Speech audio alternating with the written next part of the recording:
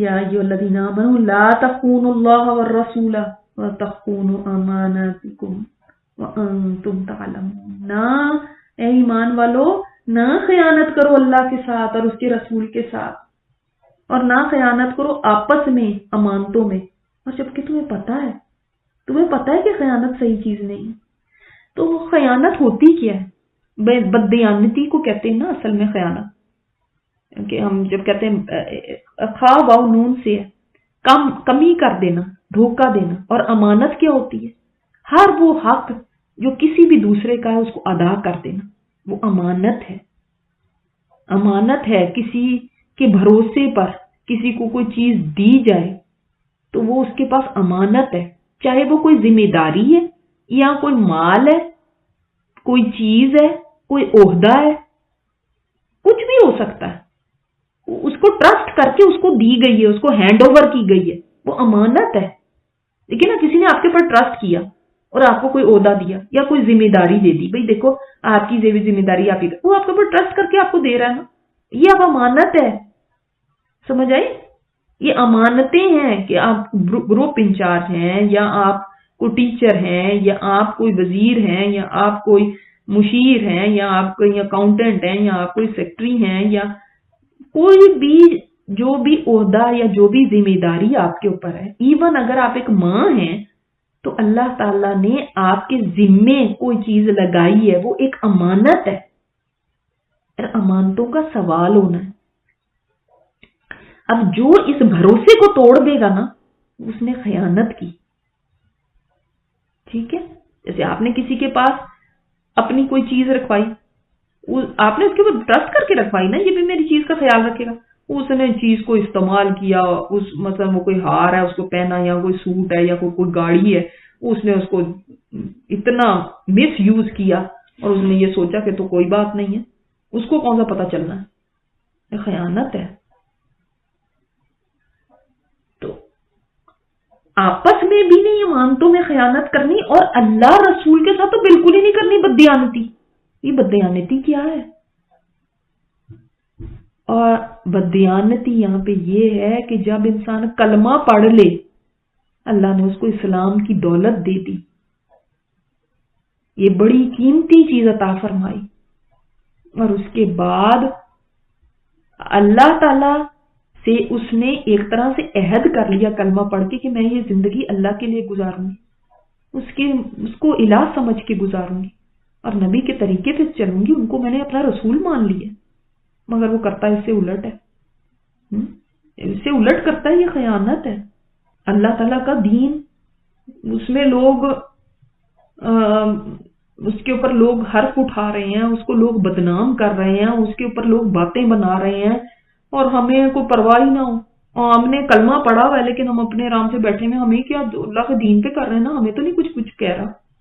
बददयानती है उसके साथ ना, वफादारी तो नहीं है। वफादारी है अमानत, और बेवफाई है खयानत। अल्लाह का हक अदा करना अमानतदारी, रसूल का हक अदा करना अमानतदारी। अल्लाह का हक कैसे अदा करेंगे? अल्लाह का हक तो नहीं अदा हो सकता। मतलब है कि जो हकूक उसने हमारे ऊपर रखे हैं, जो उसने फराइज हमारे ऊपर रखे हैं, जो उसका हक है कि उसकी इबादत की जाए, उसके साथ किसी को शरीक ना किया जाए, नमाज पढ़ी जाए, रोजा रखा जाए, उसके अहकामात को माना जाए, ये सब अमानत है। हमने उसको इलाजो माना है। तो अब इनके अंदर खयानत ना की जाए। नमाज में खयानत क्या है? नमाज को तेजी से पढ़ना। वुजू में खयानत क्या है? पूरे आज़ा ही ना धोना। तो ये सब चीजें खयानत में आ जाती हैं। चाहे आप जो अल्लाह ताला ने इबादत रखी हैं या उसके अहकामात हैं, उनको सही अदा ना करना, ये खयानत हो जाएगी। इन्नल्लाह यअमुरुकुम अन तुअद्दुल अमानाति इला अहली। अल्लाह ताला तुम्हें हुक्म देता है कि तुम अमानत वालों को उनकी अमानत अदा करो, जो अमानत है उसके सुपुर्द करो। ये सूरह निसा में हम पढ़ रहे हैं, अल्लाह ने हुक्म दिया है। और मुनाफिक की जो निशानियां बताई हैं, उनमें एक निशानी 3 निशानियों में से क्या है? अमानत में खयानत करता है। आप सल्लल्लाहु अलैहि वसल्लम ने यहां तक फरमाया, अबू दाऊद और तिरमिज़ी में है, कि तुम्हारे पास जो कोई अमानत रखे उसकी अमानत अदा करो। जो तुमसे खयानत करे उसके साथ तुमने नहीं खयानत करनी कि नहीं हम भी इसके साथ खयानत करेंगे, ये भी तो खयानत करता है। नहीं। और राज भी امانتیں ہیں کہ آپ کے پاس کوئی اپنا راز رکھواتا ہے، وہ بھی ایک امانت ہے کہ آپ اس راز کو کسی اور کو نہ بتائیں، یہ بھی امانت ہے۔ آپ صلی اللہ علیہ وسلم نے فرمایا لوگوں پہ ایک دھوکے کا دور آنے والا ہے، جب سچے جھوٹے ہو جائیں گے اور جھوٹے سچے کہلائیں گے، امانت دار بے ایمان اور بے ایمان امانت دار بن جائیں گے۔ تم اللہ رسول کے ساتھ بددہانتی نہ کرنا۔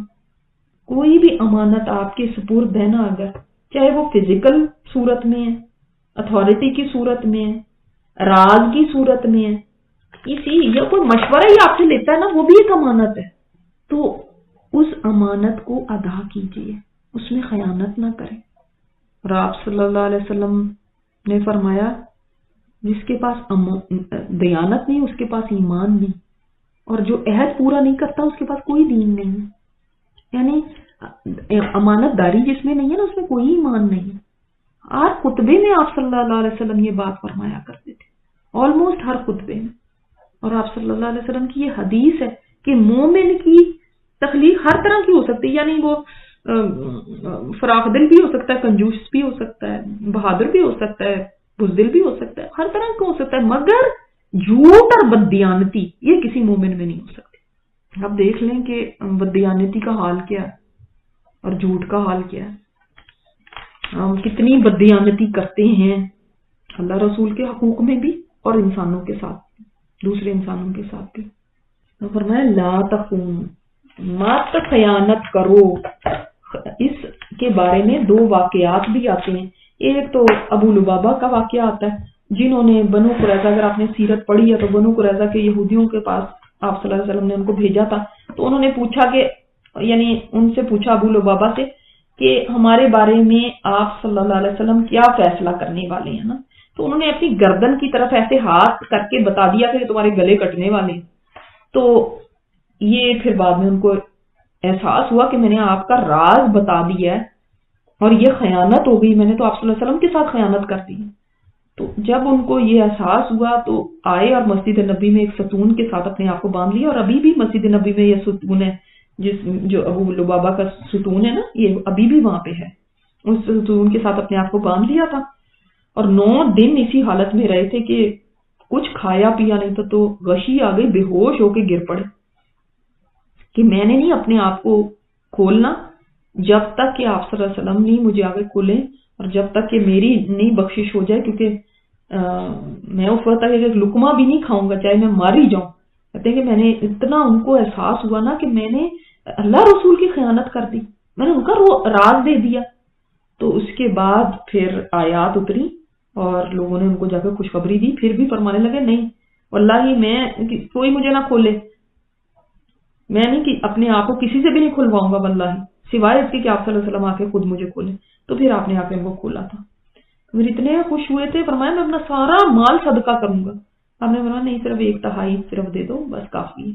اسی طرح آپ کو حاتب بن ابی بلتع کا پتا ہوگا کہ جب انہوں نے آپ صلی اللہ علیہ وسلم مکہ کی طرف تشریف لے جا رہے تھے جب جنگ کے لیے، فتح مکہ کے لیے، تو انہوں نے آپ کا راز بتا دیا تھا وہاں پہ، تو اس کے بعد ان کو بہت احساس ہوا کہ یہ میں نے کیا کر دیا، اور اللہ تعالیٰ نے پھر ان کو معاف کر دیا تھا۔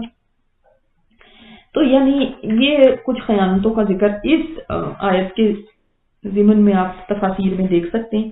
تو امانتوں کا خیال رکھنا ہے، یعنی فرضوں کو خراب نہیں کرنا، ان میں کوتاہی نہیں کرنی، آپ صلی اللہ علیہ وسلم کی سنت کو نہ چھوڑیں، ان کی نافرمانی نہ کریں۔ اور حضرت عروہ بن زبیر کہتے ہیں کہ کسی کے سامنے اس کے حق کا اظہار کرنا اور در پردہ اس کے الٹ کرنا، یعنی سامنے ہے تو آپ کچھ کہہ رہے ہیں اور پیچھے ہے تو کچھ اور کہہ رہے ہیں، یہ بھی اپنے نفس کے ساتھ خیانت ہے، یہ بھی امانت کو ضائع کرنا ہے۔ تو اس لیے امانتوں کا پاس رکھنا یہ ایک مومن کا طریقہ ہوتا ہے۔